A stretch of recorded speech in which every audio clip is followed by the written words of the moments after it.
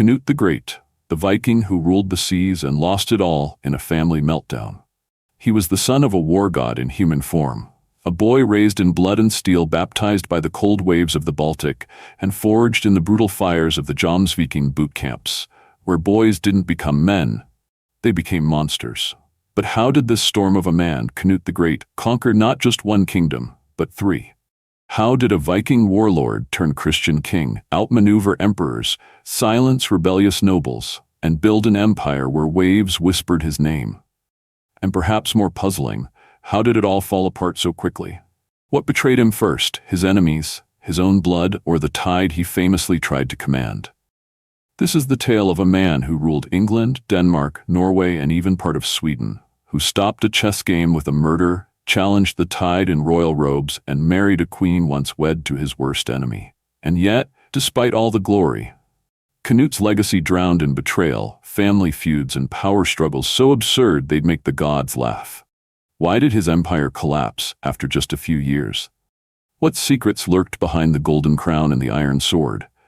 And who truly won, Canute the Great, or the sea he tried to tame? If you thought Game of Thrones was wild, wait until you hear the real saga of Canute the Great. Once upon a most blood-drenched time, around the year 990 AD, somewhere in the icy lap of the North Sea, a baby boy let out a cry that would echo through history like the clash of swords. This child was no ordinary Norse brat swaddled in furs and tucked into a longhouse. Oh no, this was Canute, son of Sweyn Forkbeard, a man whose beard was as sharp as his temper, and whose name alone could make English monks spill their mead in terror. Sweyn wasn't your average Viking warlord with dreams of loot and fleeting fame. He had already rebelled against his own father, Harald Bluetooth, the guy who introduced Christianity to Denmark and Bluetooth to your smartphone, and had the audacity to depose him. Christianity may have come to Denmark, but thanks to Sweyn's very pagan sense of family loyalty, so did betrayal. Harald died in exile, and Sweyn climbed over his father's corpse straight onto the Danish throne. So you see, when little Canute was born, he didn't just inherit a royal title. He inherited a legacy of cold-blooded coups, blood feuds, and divine ambition. Canute didn't grow up with lullabies and bedtime stories. His nursery was the Viking stronghold of Jomsborg, a fortified frat house for the most savage, elite, and gloriously unhinged mercenaries in the known world, the Jomsvikings. Now, the Jomsvikings weren't just any axe-swinging rabble. These guys worshipped the old Norse gods with such passion that they'd probably ask Odin himself for a one-on-one duel just to prove they were worthy. They fought for whoever paid them best, and only the baddest made it in. To become a Jomsviking, you had to undergo the infamous Holmgang, a one-on-one duel where losing meant bleeding on the sand and winning meant maybe living another day. As the son of Sweyn and the great-grandson, allegedly, of Ragnar Lothbrok, Canute had expectations piled on him higher than a stack of chopped Saxons. And with his legendary foster father Thorkel the Tall, a man who could probably use a tree as a walking stick, Canute was forged into a warrior of royal steel. Let's be honest, if there had been a Viking version of People magazine, Canute would have been crowned most handsome monarch year after year, except for his nose. According to the Nitling saga, he was tall, strong, and devastatingly attractive, if you could ignore the fact that his nose looked like it had lost a fistfight with Thor's hammer. He had bright eyes, golden locks, and a gaze that could silence a longboat crew. But let's not judge a king by his cartilage. Now, England was a mess in those days, largely thanks to King Ethelred the Unready, a ruler so paranoid and indecisive that he made Hamlet look like a man of action. Tired of Viking raids and his own self-esteem issues, Ethelred did the unthinkable. On St. Brice's Day, 1002 AD, he ordered a mass slaughter of all Danes in England. This wasn't a surgical strike. It was a bloody, brutal purge that didn't spare women, children, or even Gunhild, Sweyn Forkbeard's own sister. She was royalty, and her death lit a Viking fire under Sweyn that would burn across all of England. Canute was a teenager, hungry for war, hungry for vengeance, and ready to test his blade on Saxon necks. It was no longer just raids and plunder. This was now a holy Viking vendetta. In the summer of 1013, England was already in a mess.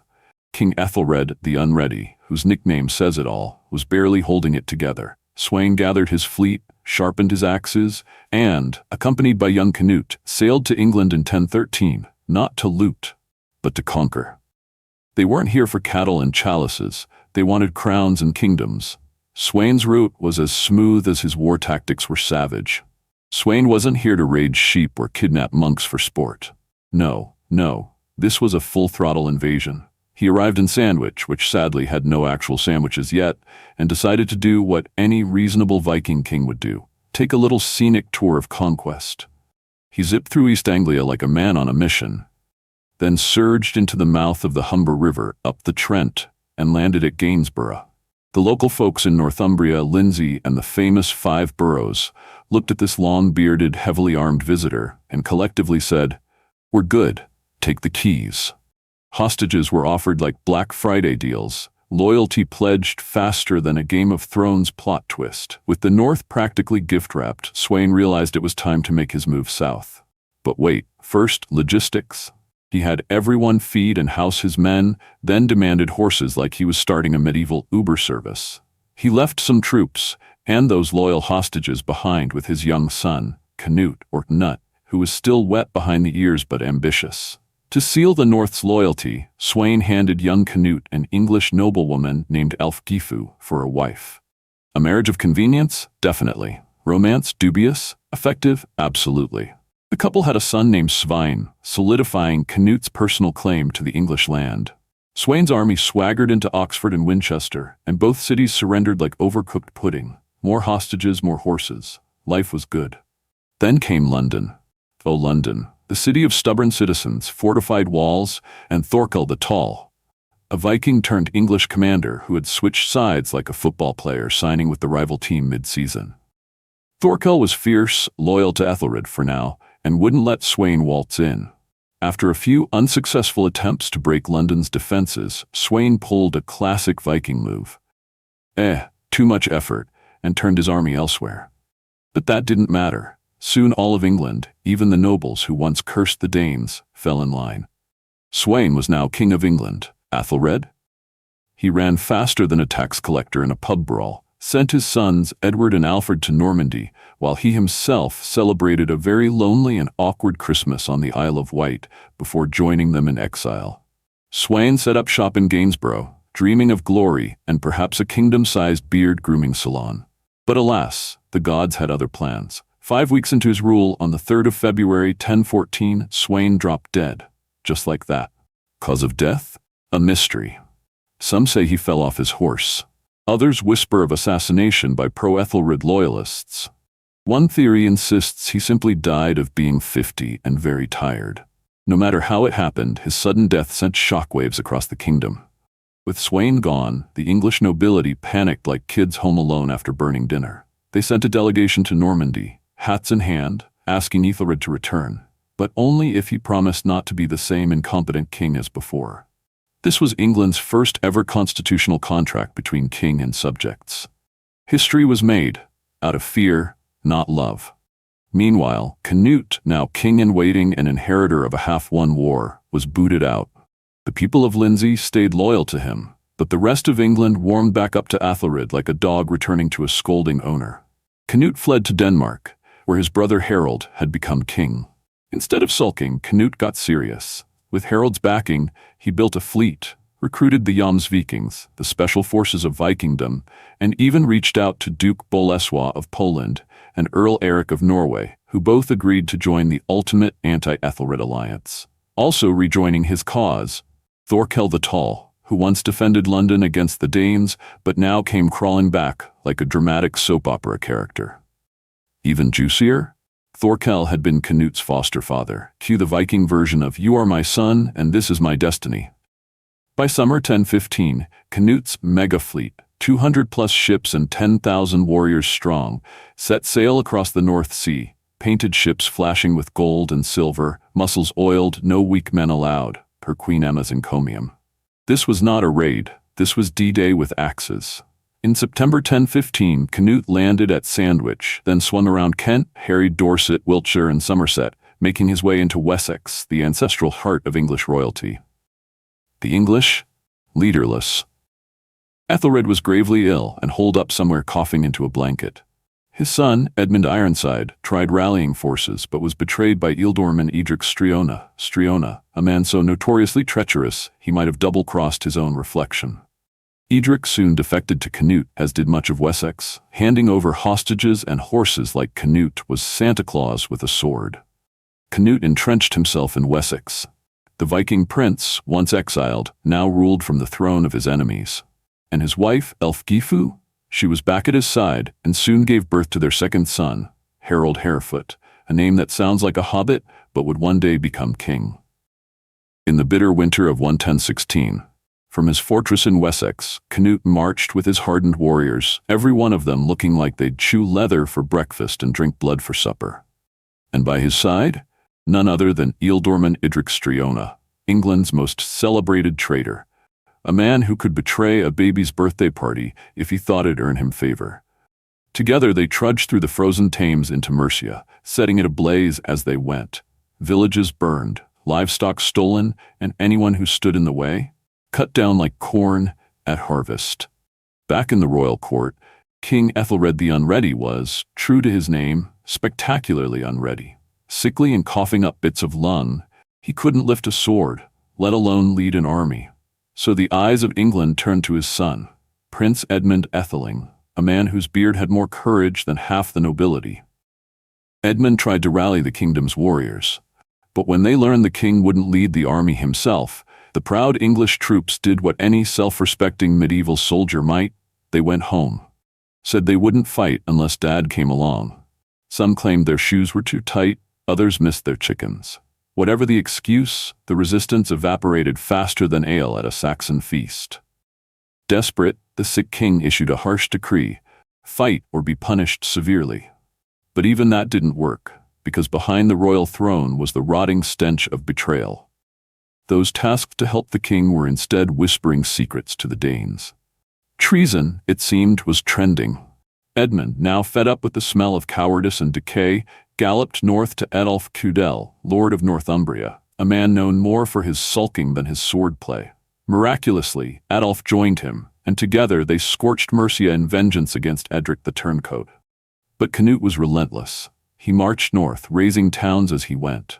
When Edulf saw the approaching Norsemen, he dropped his torch, raised his hands, and surrendered faster than a drunk monk at confession. He even handed over hostages, just to show he really meant it. But Canute, not one to forgive treachery lightly, had Edulf assassinated and replaced with Eirikr Hakonarsson, a Norwegian with more titles than a wine list. Having dealt with the north, Canute headed south, but by Easter his army was back at their ships, resting and plotting. Meanwhile, Edmund raced to London, finding his father Ethelred gasping his last. The old king died on April 23, 1016, probably relieved he wouldn't have to deal with the Danes or his in-laws anymore. London's citizens wasted no time. They immediately crowned Edmund their king. Down south in Southampton, half of the Wheaton, the royal council, decided they preferred Canute. Why? Maybe the Norse bribes were shinier, maybe they feared the Axes. Either way, England now had two kings, one with the people's heart, the other with the army's blade. With England split, Canute laid siege to London, determined to crush Edmund's resistance. But the young king slipped away to Wessex, rallied his people like a medieval Rocky Balboa, and came back swinging. He smashed Danish forces at Brentford, lifting the siege of London. Canute relaid the siege, but Edmund wasn't done. He attacked again at Oxford, crushing the invaders and pushing them into Kent. At this point, Edric Striona, that oily eel of a man, switched sides again. Now he was back with Edmund. Why? Because betrayal is like cheese, best served at room temperature and with a side of treason. At Asandon, Edmund gathered the nation's warriors, outnumbering the Danes. Canute, however, had brought the Jomsvikings, Viking shock troops forged from the cold, blood, and pure hatred for retreat. On the morning of battle, the Danes unfurled a strange magical banner, a plain white silk. It looked blank, until war began. Then, according to tales, a raven appeared, wings flapping, ready to feast on English hearts. Spooky? Yes. Effective? Terrifyingly so. Just before the clash, Edric stepped up to his Mercian troops and whispered, "Let's not die today." Then he fled, taking a chunk of the army with him. The betrayal was so blatant you could almost hear the collective groan from Edmund's ranks. Still, Ironside was not one to quit. With a roar, he charged into the heart of the Danish ranks, sword flashing, shouting war cries over the treachery.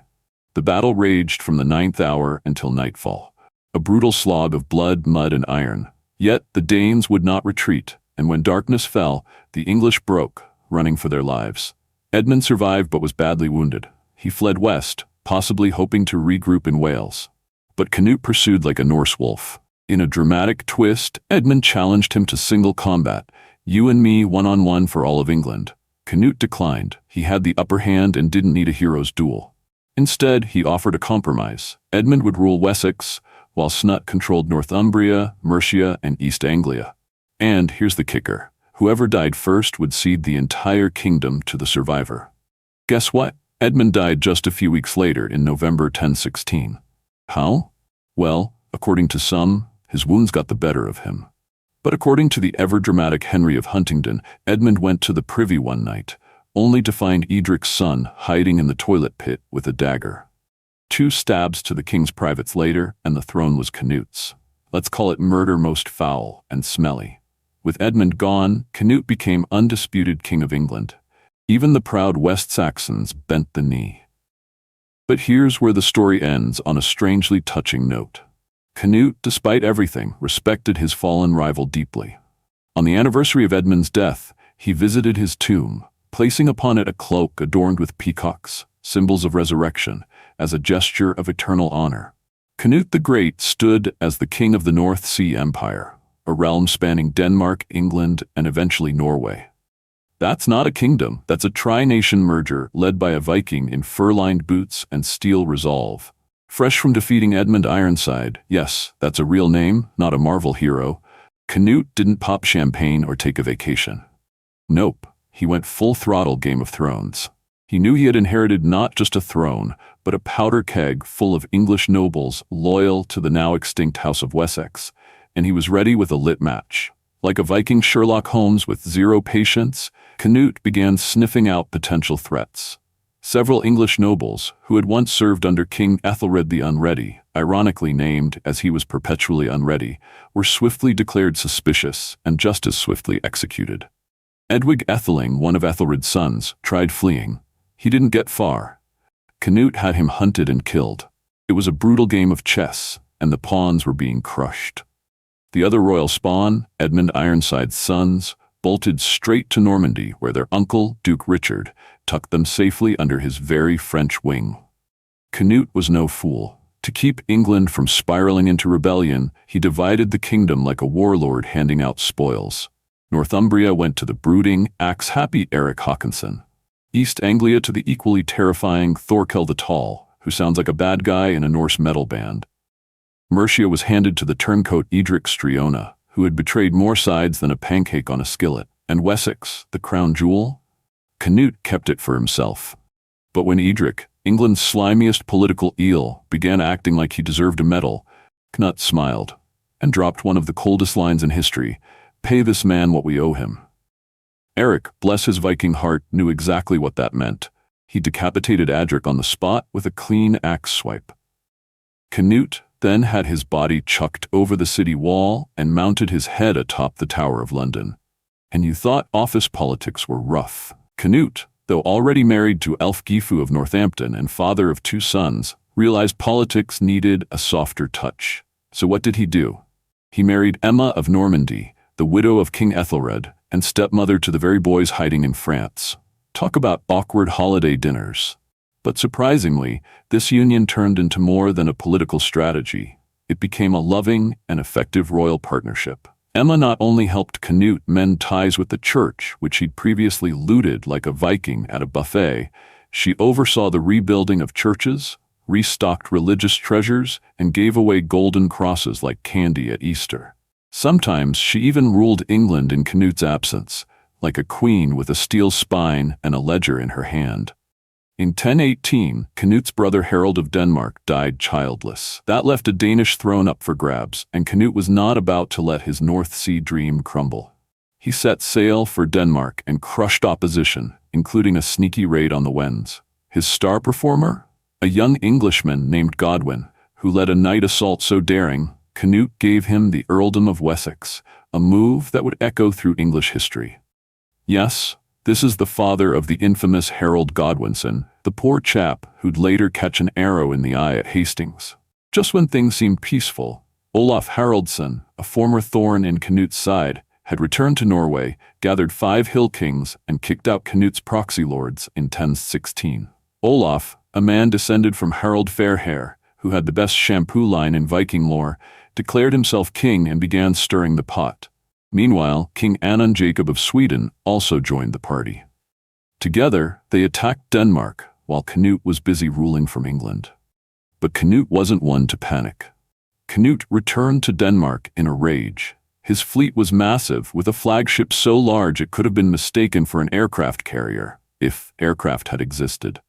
The Swedes and Norwegians constructed a dam on the river, hoping to drown Canute's ships by releasing a torrent of water. And it worked, for a moment. Some of Canute's ships were lost and men drowned, but the bulk of his fleet waited outside, encircling the harbor like a school of very angry sharks. Olaf and Jacob, realizing they were vastly outnumbered, tucked tail and fled the battlefield. With Olaf in exile in Kievan Rus, possibly drinking too much mead and brooding, the Norwegian nobles defected to Canute. By 1028, he had conquered Norway, minted coins bearing his face, and stood unchallenged as King of England, Denmark, and Norway. A triple-crown Viking overlord. Canute the Great, the Viking king who didn't just dream of ruling England. He came, he saw, and he Vikinged his way to a throne bigger than Odin's beard. In Trondheim, the frosty jewel of Norway, where Canute, also spelled Knut, but let's face it, where keeping it PG, was officially crowned. But this wasn't just your average pass me the crown and let's eat mutton ceremony. No. This was Canute flexing. There, in the ancient Norse city, he declared himself the king of all England, Denmark, Norway, and part of Sweden. That's right, part of Sweden. The Swedes weren't even sure which part. But when Canute says, "I rule it," you nod and hand over the herring. This coronation wasn't just regal, it was revolutionary. For the first time since Thor grew a beard, one man ruled the seas and lands of northern Europe, forming what became known as the North Sea Empire, a Viking superstate that made the Roman Empire look like a weekend Airbnb. But what's an empire without drama? Olaf, Canute's brother-in-law and part-time pain in the royal backside. Olaf had tried a sneaky coup by having Canute's son crowned king of Denmark and making himself regent, a fancy way of saying power-hungry uncle. Their rivalry reached a boiling point during a chess game. Yes, a chess game, because apparently when you're a Viking king, even your board games involve death. They argued. The next day, one of Canute's guards accidentally on purpose stuck a sword in Olaf, with Canute's blessing. Moral of the story? Never castle your king when Canute's in the room. This act of medieval checkmate showed the world Canute didn't play games unless they ended with funeral music. After sending Olaf to Valhalla, Canute decided to soften his image. He thought, why not swap the sword for a scepter and take a road trip to Rome? In 1027, Canute attended the coronation of Emperor Conrad VI in Rome. Think of it as the Met Gala for medieval kings. There Canute stood shoulder to shoulder with the emperor, making it clear, this Viking is no mere warlord, he's Europe's VIP. He even wrote a letter to his English subjects. Yes, a newsletter from abroad, 11th century style, saying, I spoke with the emperor and the pope about reducing tolls and road harassment for my pilgrims. Also, I repented for my sins, especially that chess incident. Diplomatic, devout, devious. That's our Canute. Now, Canute had 2 wives, Emma of Normandy and Elfgifu of Northampton, which was frowned upon by the church, but hey, he ruled 3 kingdoms and a slice of Sweden. Who was going to stop him? He funded monasteries, built churches, kissed bishops, rings, but also kept skalds, Norse poets, reciting Odin-inspired sagas in his court. He was half saint, half Viking, and historians are still scratching their heads wondering whether he truly found Jesus or just knew the Pope had great PR. In 1030, Olaf, yes, the same one from the dead, returned from exile like a Marvel villain with a grudge, hoping to reclaim Norway. But Canute wasn't there. Instead, he sent his army. Result? Olaf got redefeated at the Battle of Stiklestad and made into a saint. That's right, defeated in life, canonized in death. Talk about a comeback. Meanwhile, Canute appointed his 14-year-old son Svein as king of Norway, with his mother Elfgifu as regent. The Norwegians, however, expected more freedom, not Viking IRS agents demanding taxes and law changes. So they did what angry medieval nobles always did. They revolted. Despite ruling the greatest Viking empire in living memory, Canute wasn't immune to PR disasters. Cue the legendary scene. Canute sat on the shore, commanded the tide to stop, and spoiler alert, it didn't. He got his feet wet, jumped up, and said, "Let all men know how empty is the power of kings. Only God can command the sea." Then he hung his crown on a crucifix and never wore it again. Talk about a mic drop. In 1035, Canute died in England. And just like that, the entire empire began falling apart faster than a Norse longship in a hurricane. Svein, his teenage son, couldn't handle Norway. The nobles called in Magnus, son of Saint Olaf, who returned like Simba in The Lion King to take back the Pride Land. Harold Harefoot, another son, grabbed the English throne while his half-brother Harthacnut, son of Emma, was busy in Denmark. Harold died in 1040 before he could fight his brother. Harthacnut finally ruled both England and Denmark for 2 years until he dropped dead at a wedding, likely poisoned. Talk about a bad toast.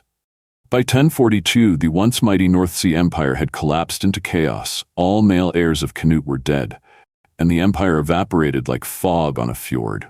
Canute the Great left behind more than just battlefields and broken kingdoms. He left a legacy of unmatched power consolidation, diplomatic genius, clever blending of Viking brute force with Christian kingship, and one epic attempt at stopping the tide.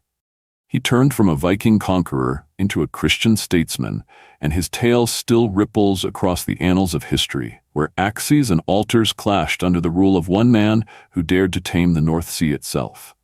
Don't forget to subscribe, follow, and click the notification bell on European Battle, where legends aren't just told, they come alive.